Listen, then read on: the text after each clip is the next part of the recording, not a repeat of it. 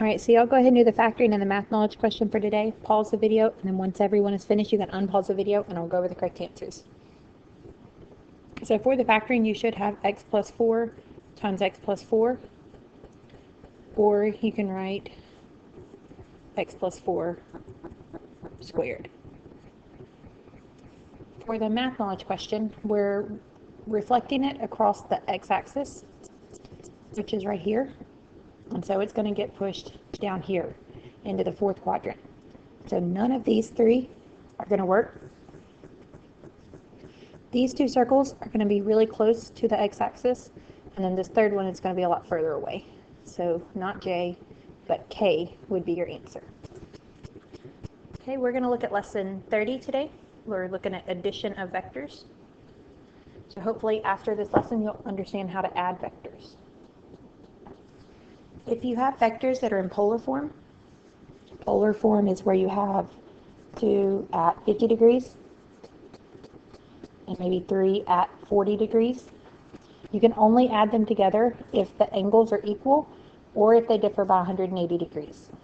So these two aren't equal angles and they don't differ by 180 degrees.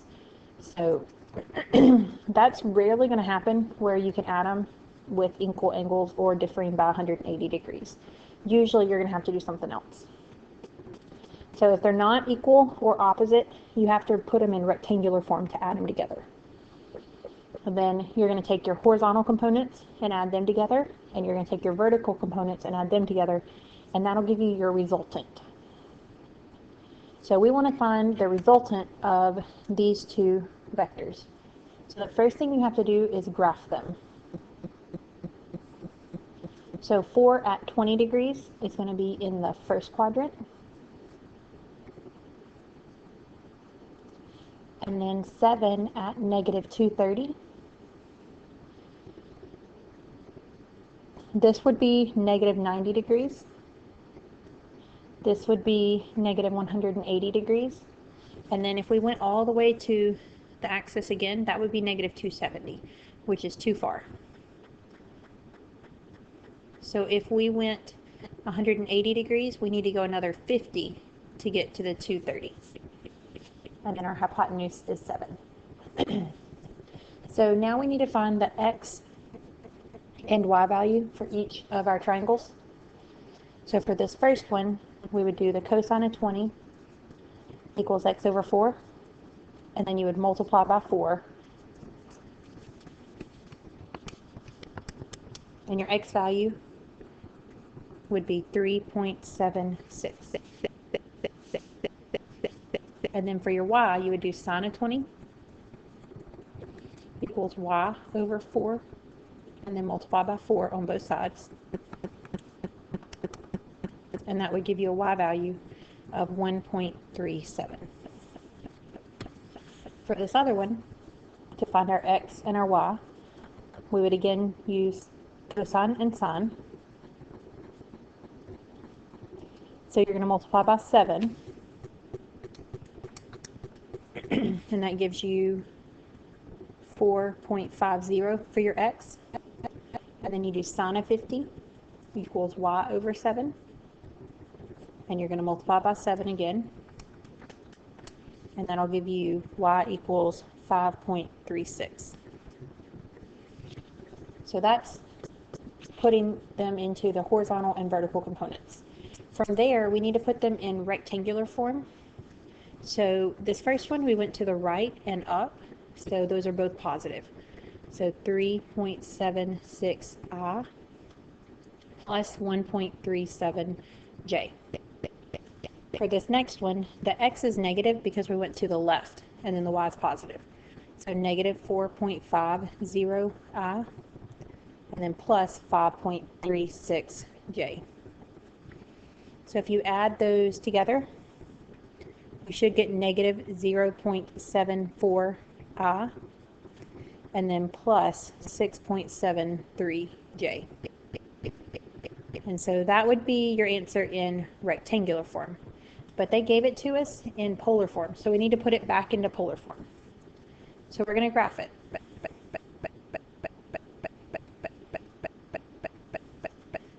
We would go to the left and up, because our x value is negative and it's 0.74, and our y value is positive 6.73. So we go left and up. We need to find the hypotenuse and the angle. So to find the hypotenuse, you're going to use Pythagorean theorem. And so once you get that number, you'll take the square root of it, and your hypotenuse value will be 6.77. And then to find your angle, you're going to do tangent of theta is opposite over adjacent. And so then to find theta, you're going to do tangent inverse of this fraction. And so theta will give you 83.73. Now we need to put it into our polar form. So we have 6.77, and then we need to figure out our angle. So we are going from the positive x-axis to this vector here. And then we found that this part of it was the 83.73. So this whole thing is 180 degrees. And so the part we are looking for is going to be 180 less this 83 degrees. So we would do 180 minus 83.73, which gives us 96.27 degrees. So that would be your final answer. Sometimes a book will give both of them, just to make sure that you're on the right track getting here before you continue going. So check and see if this is correct from your answer key, if they give it to you, and then if so, you can go on to get it into polar form. But that way you don't work through the whole thing and then realize you messed up somewhere at the beginning. Okay, we're going to look at another example dealing with equilibriants. So an equilibriant is going to be what is required to negate your applied forces. So your resultant is when you just add the two of them together. So vector plus a vector. And then the equilibriant is just the negative of the resultant, because you want to negate what you started with. Okay, so it's going to have the same magnitude as resultant, but the direction differs by 180 degrees.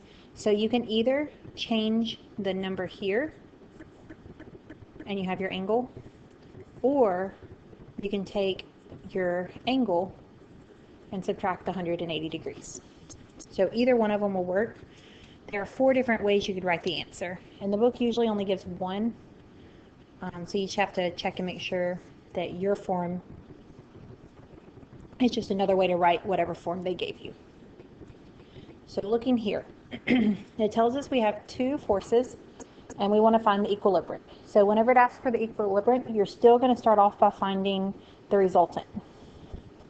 So we're going to draw 4 at 50 degrees.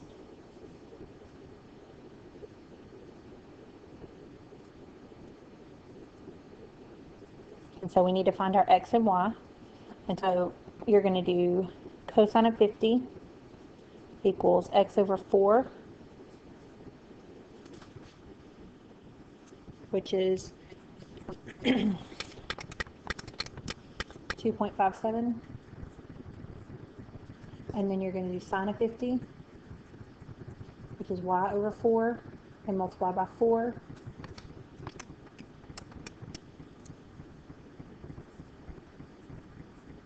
And so that's your y value, 3.06. And then we're going to do negative 6 at 170. So 170 would put us in the second quadrant, but it's a negative 6. So this angle here would be 10 degrees, because that's a total of 180. And so we want to put our vector over here to make it a positive length. And so this angle would be 10 degrees, and then here's our right angle. So to find your x and y, you're going to again use sine and cosine. So cosine of 10 is going to be x over 6.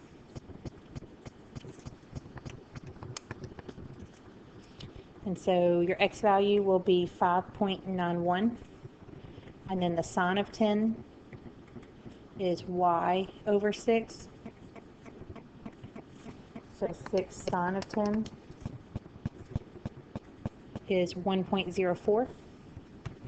And so now we need to put them in rectangular form. So this first one is positive, positive. So 2.57i plus 3.06j.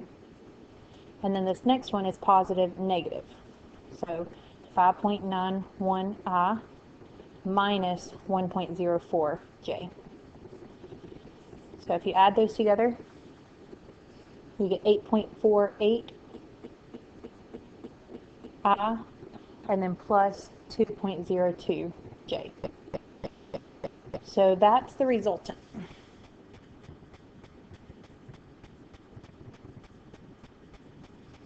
To make it the equilibrant, all you have to do is say negative 8.48i minus 2.02j.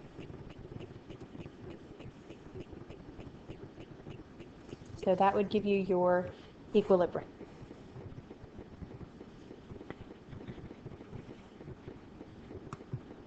So now we're going to put it into polar form.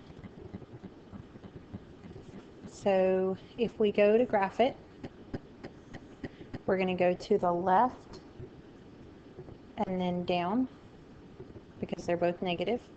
So this is 8.48 and 2.02. And we've got to find our hypotenuse and our theta.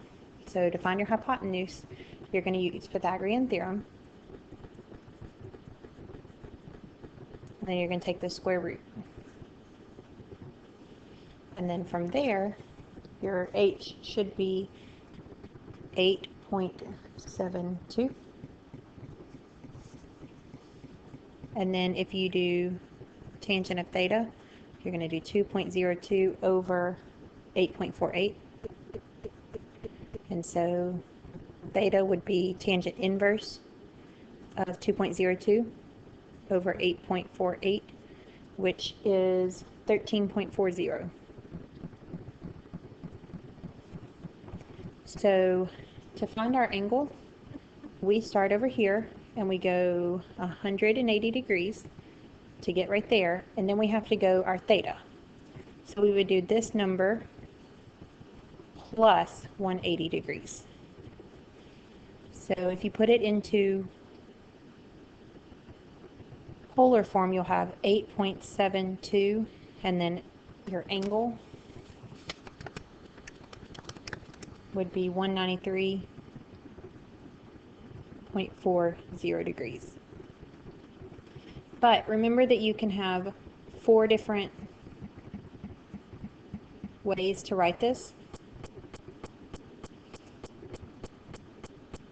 So the book may or may not give this particular one for the answer. So you have to make sure that your form is a valid form, even if it's not the one that the book gave. So that's where you need to know, that's why you need to know that all 4 of the ways how to write them so that you can check and make sure that your answer is correct. Okay, so now we're going to look at one more example. We have a vector force that we want to add to a force of 2 at 30 degrees to obtain a resultant of 20 at 0 degrees. So what we are looking for is some number plus the 20 at 30 degrees needs to equal 25 at 0 degrees. So we're going to have to work backwards a little bit on this one. So the first thing we need to do is to graph both of these two they gave us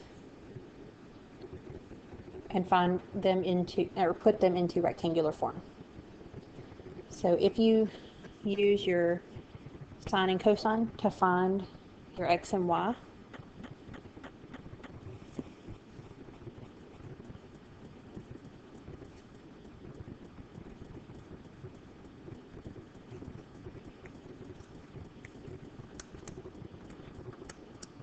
your x value should be 17.32. And then for your y value,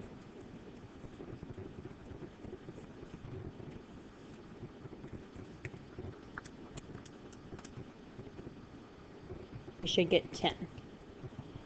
Okay, and then for this other one,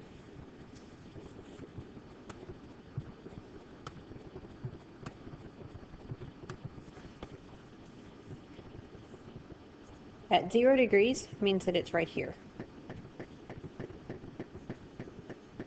And it just went over 25. So there's no y component for that one because it didn't go up or down any.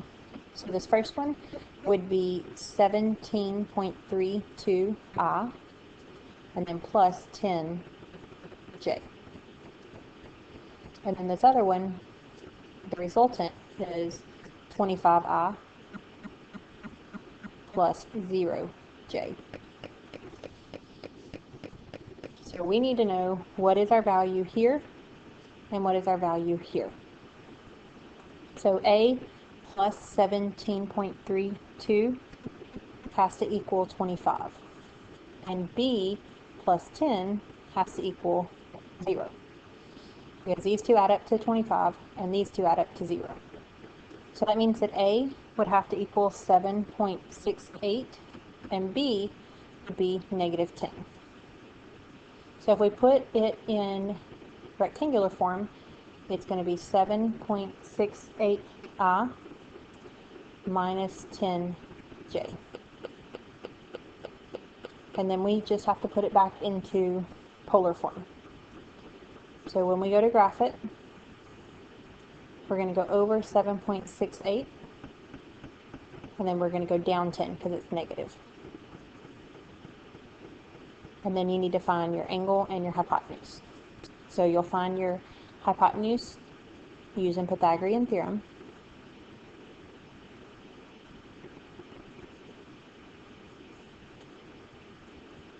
And so your hypotenuse should be 12.61. And then if you use tangent to find your angle,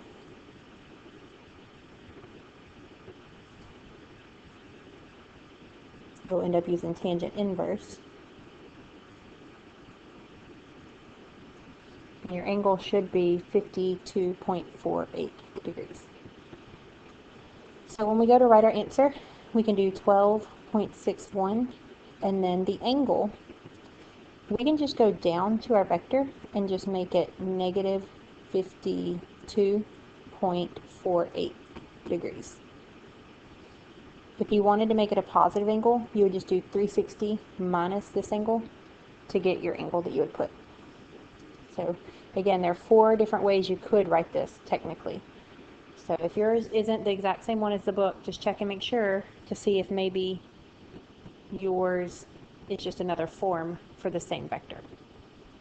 Okay, so on your homework tonight, you do get to omit number 8 and 9, and remember that you've got a unit circle quiz coming up whenever we do lesson 32.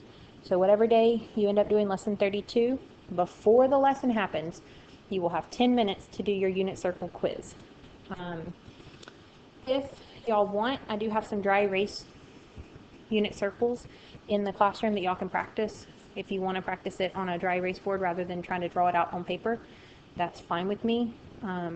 It's worth 48 points, so y'all really need to practice this. Most of the time, people either nail it or they bomb it. So usually people either make a 40 or above or like a 10 or 15. So you really got to practice this at home. Practice it on the whiteboard. You have to practice this. This is vital to your success with pre-calculus and for calculus. All right, so make sure to study for those and work on your homework tonight.